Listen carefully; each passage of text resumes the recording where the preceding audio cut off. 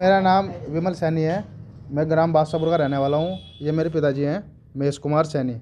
जो इनके बड़े भाई हैं रविंद्र कुमार सैनी, जो धनुपुरा में हेडमास्टर पद पे हैं। ठीक है, वो इन्हें हमें परेशान करते हैं बहुत ज़्यादा। मेरे पिताजी हालांकि ज़्यादा नहीं बोलते, उसने इनके सीधेपन का बहुत ज़्यादा फ़ायदा उठाया है। और ये जो हमारा मतलब जो चल रहा था, मतलब मामला चल रहा था, उसका मामला ये है कि अभी वो 16 दिसंबर को क्या नाम इसका घर पे आके उसने मार पिटाई की। मेरी बहन अकेली थी वहाँ पे, उसके साथ उसने पुलिस कांस्टेबल भी थी।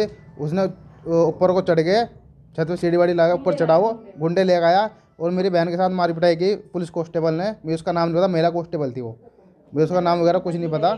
और ये उसके बाद क्या है, हमें बहुत परेशान करता है वो। उसके बाद मेरे ससुराल से वो 5 लाख रुपए लेके जा रखा है शादी से पहले, मेरी शादी से मतलब पहले।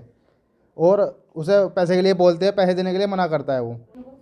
मेरी जो चाची है उसने मेरे ऊपर छेड़छाड़ का मुकदमा दर्ज कर रखा है और मास्टर धमकी देता है कि तुझे मैं जान से मारूंगा। और जो मेरी चाची है उसने मेरी परवरिश करी पहले, अब मैं उसका बेटा हूँ तो मैं उसके साथ छेड़छाड़ कैसे कर सकता हूँ। के लिए मुझे जेल भिजवाने के लिए इस तरह के आरोप लगा रहा है वो। और झूठे आए दिन झूठे मुकदमा करता है मेरे ऊपर। मैं उस टाइम, अभी मेरी बहन की शादी है फरवरी में, अगर मैं उससे अपने पैसे लेने की कोशिश करता हूँ तो मुझे धमकाता है, मुझे मारने की धमकी देता है। आए दिन बोलता है कि तुझे मैं हमेशा जान से मरवा दूँगा। ये मेरे हस्बैंड है विमल सैनी और ये मेरी सास है रीना सैनी। मेरी शादी हुई थी 13 दिसंबर 2021 में, जो कि मैंने पहले भी एक वीडियो में आपको अपनी पीड़ा व्यक्त की थी। मैं जब से उस घर में शादी करके गई हूँ, मैंने आए दिन देखा है जो मेरे चाचा ससुर है वो हर छोटी छोटी बात में टॉर्चर करते हैं पूरे परिवार को, और हमेशा धमकी से देते रहते हैं कि मैं ये कर दूंगा, वे कर दूंगा। अगर हम थोड़ा कुछ भी अपनी मर्जी से कुछ भी करना चाहें हम नहीं कर सकते हैं, और सब कुछ हड़पना चाहते हैं। जो पहले नौकरी थी वो भी मेरे ससुर जी को मिलने वाली थी, मेरी शादी के बाद मुझे ये बात पता चली है सभी, लेकिन उसने इन्हें बहला फुसला के वो नौकरी भी खुद ले ली है। मेरे दादा ससुर की नौकरी करता है और फिर हम सब के साथ उल्टा सीधा व्यवहार करता है। और मेरे पिताजी से जो पैसे ले रखे थे, मैंने आपको पहले भी बताया, वो आज तक नहीं दिए। अब ये हो रहा है, अभी कुछ दिन पहले उसने कोई चेक वेक का मामला किया है। मैं रुड़की रहती हूँ, हमारे पास अभी हाल ही में सामान आया, थाना कनखल मुझे बुलाया गया। हालांकि मैंने कनखन वालों को भी कहा सर मैं ऐसे ऐसे बात है, तो वो कहने लगे नहीं मैडम आना पड़ेगा, आपका सामान आ रखा है। लेकिन मैंने पुलिस प्रशासन का मान रखते हुए मैं थाना कनखल भी गई, उन्होंने मुझे वो सामान दिखाया। 7.5 लाख का फ्रॉड चेक जो भी मेरे चाचा ससुर ने कर रखा है वो कर रखा है, उसमें BW हो रखा है। हालांकि वो सब झूठ है, मेरे पति ने उनसे कोई 7.5 लाख रुपया नहीं लिया है, वो सब फ्रॉड कर रहा है इन्हें फंसाने के लिए। आए दिन हमें परेशान करता रहता है और बेईमानने पे इतना उतर गया है कि वो कुछ भी देना नहीं चाहता हमें। अभी हाल ही में मेरे दहेज का जो सामान है वो भी आधा गाँव में ही पड़ा हुआ है, वो भी उसी के कब्जे में है। SDM प्रशासन ने साइन किए थे 16 दिसंबर में। मेरी दादी सास ने भरण पोषण एक्ट के तहत वो कराया। जो मेरी दादी सास है उसे आए दिन नशीले पदार्थ दवाइयाँ क्या खिलाता है, उनकी उम्र 80 साल से भी ज़्यादा है लगभग। लिए थे शादी से पहले, जब मेरी शादी होने वाली थी, सगाई हो गई थी मेरी 9 सितंबर 2021 में, तब वो आए दिन हमारे घर आए। एक बार नहीं, कम से कम भी ज़्यादा नहीं कहती मैं, 10 बार शादी से पहले वो हमारे घर आए। उन्होंने पूरे तरीके से विश्वास दिलाया कि हमारी जिम्मेदारी है, आपकी लड़की कभी बेईमान, मतलब मैं बेईमान व्यक्ति नहीं हूँ। हमें विश्वास दिलाया कि मैं एक टीचर व्यक्ति हूँ, हम बड़ी गाड़ी लेंगे। मेरे पिताजी ऑल्टो गाड़ी दे रहे थे, उसने गाड़ी के भी पैसे खपा लिए और जो उधार लेके गया था वो भी खपा लिए। अब अगर मेरी मम्मी एक दिन गई वहाँ फरवरी में तो उसने झूठा आरोप लगा दिया कि तेरी लड़की और जवाई तो यहाँ मार पिटाई करके गए थे। उसमें मेरे पति को जगदीशपुर चौकी में बेवजह 4 घंटे अंदर रखा गया, जबकि 12 फरवरी में अगर पुलिस प्रशासन जाए तो हमारी डिटेल निकाल सकता है फ़ोन से। हम लोग लक्सर थे, RPF मेरी फ्रेंड है एक वहाँ पर, उसके क्वार्टर पे आप लोग मालूम भी कर सकते हैं। मैंने वो भी झंझट झेला, अपने पति को वहाँ से भी निकाला कैसे कैसे करके। अब मैं रुड़की शिफ्ट हो गई, लेकिन वो बंदा यहाँ भी हमें चैन नहीं दे रहा है। मेरा यही है कि मुझे इंसाफ चाहिए बस।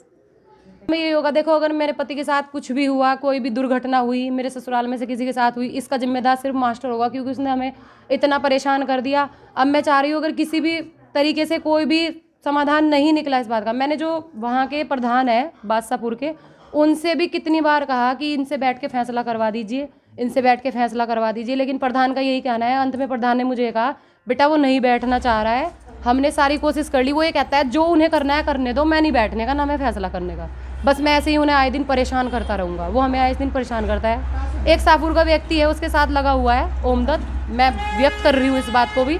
वो अपने आप को पत्रकार कहता है, झूठी अफवाहें निकालता है। मेरी मम्मी के खिलाफ झूठी न्यूज़ निकाली थी उसने 12 फरवरी की कि मार पिटाई करके गई। मेरी मम्मी जो घुटनों से लाचार है वो किसी के साथ क्या मार पिटाई कर देगी। बहन मेरी प्रेग्नेंट थी उस टाइम 3-4 महीने से, वो क्या किसी के साथ मार पिटाई करेगी। उसने झूठा अखबार में वो भी निकलवाया। अब अगर हम सच्ची निकलवा रहे हैं तो वो भी आसपास वालों से किसी से कि सुनने में मिल रहा है कि ऐसा कह रहा है कि मैं इन दोनों को जान से मार दूंगा, मेरे पति को जान से मार देगा।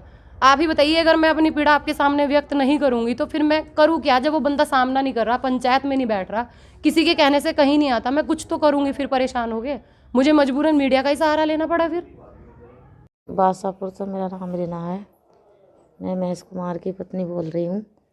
उन्होंने हमारे साथ, मेरे देवर ने पहले यूँ कहा था, हमारी ज़मीन बिकवाई कि मैं शादी करूँगा, 3 बच्चों का पालन करूँगा, शादी सब कुछ करूँगा। और फिर वो बेईमान हो गया और क्या ना हमारा घर भी छीन लिया और कह रहा था मैं कि हरिद्वार रहूँगा। फिर आकर हमारे साथ ज़बरदस्ती करके मार पिटाई करी और हमारा सब पैसा ले लिया और हम बाहर काट के दोनों माँ बेटियों की पिटाई करवाई और पुलिस से। और लड़की को घसीटती हुई ले गई। उन्हें एक बार भी हमारे पर तरस नहीं खाया, इतना बेईमान आदमी होगा। नौकरी सब कुछ ले लिया उन्होंने। और मेरी सास को दवाई खुआ कर अपनी तरफ की कर रखी है। उसे, मेरी सास को मेरे देवर ने घर से बाहर निकाला। उसके मन में बेईमान ना आ रहा, मैं सब कुछ रखूँगा। मेरी सास उसे देना चाह रही सब कुछ। और हम सड़क पर रहे 4-5 दिन तक। अब भी हम घेर में रहते हैं, डंगरों के नीचे पाती पड़ी है। और मेरे खाट टूट सब हम नीचे ही पड़ते हैं सब लोग। सब सामान हमारा उसी घर में पड़ा है। बहू के 2 दीवान है, वे भी उस घर में ही पड़े हैं। और क्या नाम, सब सामान हमारा आधा वहीं पड़ा है, उसे खपा रखा है सब कुछ। उनका नाम, मेरे चाचा आए मास्टर रविंदर सैनी। वे बादशाहपुर में आए पुलिस प्रशासन के साथ ही। पुलिस प्रशासन घर से बाहर खड़ी थी हमारे, और वे ऊपर जाल में से आए। जाल में से गुंडे उतारे नीचे। गुंडे उतारने के बाद सीढ़ी से उतरे वो लोग। और फिर मेरे से फ़ोन भी छीन लिया। मुझे फ़ोन करना था घर पे, वीडियो बनाई थी मैंने। उन्होंने मेरे से ज़बरदस्ती फ़ोन छीना, चाचा ने मेरे। और फिर फ़ोन छीन जेब में रख लिया, मुझे फ़ोन नहीं दिया। फ़ोन करने के लिए भी मुझे फ़ोन करना था अपने भैया को।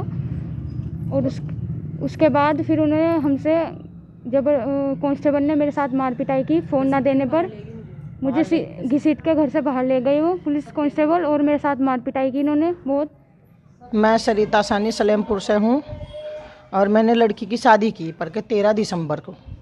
उससे पहले मास्टर का, जो लड़के का जो चाचा है, उसका खूब आना जाना रहा। उसने हमें बहला कर फुसला कर हमारे से 5 लाख रुपए ले लिए।